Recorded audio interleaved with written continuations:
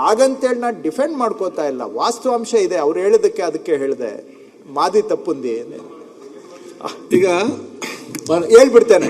ಈಗ ಅವರು ಇನ್ನೊಂದು ವಿಷಯ ಹೇಳಿದ್ದಾರೆ, ಇತ್ತೀಚೆಗೆ ಈಗ ಏನು ಇಂಟರ್ವ್ಯೂ ಸ್ಟೇಜ್ಗೆ ಹೋಗಿದೆ, ಅಲ್ಲಿ ಒಂದು ರೂಮಲ್ಲಿ ಇರೋರು 11 ಜನ ಸೆಲೆಕ್ಟ್ ಆಗಿದ್ದಾರೆ ಅಂತ.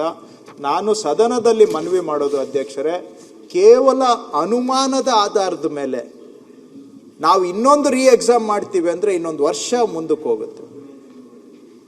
ಅನುಮಾನದ ಆಧಾರದ ಮೇಲೆ ಬೇಡ, ದಯವಿಟ್ಟು ನಾನು ನಿಮಗೆ ರಿಕ್ವೆಸ್ಟ್ ಮಾಡೋದು. ಏನಾದರೂ ನೀವು ಹೇಳಿದ ಪಾಯಿಂಟನ್ನು ವಿ ವಿಲ್ ಎಕ್ಸಾಮಿನ್ ಅಗೇನ್. ಅದರಲ್ಲಿ ಏನಾದರೂ ತಪ್ಪಾಗಿದ್ರೆ yes we will correct it and we will annul the exam.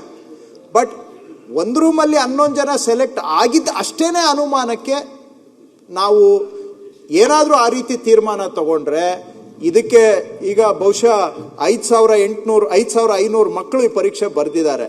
ಅವರೆಲ್ಲ ಮತ್ತೆ ಬರಿಬೇಕು ಅಂದರೆ ಇನ್ನೊಂದು ಇಶ್ಯೂ ಬರುತ್ತೆ. ನಮಗೆ ಏಜ್ ರಿಲ್ಯಾಕ್ಸೇಷನ್ ಕೊಡಿ ಅಂತ ಕೇಳ್ತಾರೆ, ಅದಕ್ಕೊಂದು ಕೊಡಬೇಕು. ಇವೆಲ್ಲ ಅದರಲ್ಲಿ ಮತ್ತೆ 2 ವರ್ಷ ನೇಮಕಾತಿ ಮುಂದಕ್ಕೆ ಹೋಗುತ್ತೆ. ಹಾಗಂತೇಳಿ ನಾನು ತಳ್ಳಾಗ್ತಾ ಇಲ್ಲ. ನಿಮ್ಮ ಕನ್ಸರ್ನ್ಸ್ ಅನ್ನ ವಿ ವಿಲ್ ಎಕ್ಸಾಮಿನ್.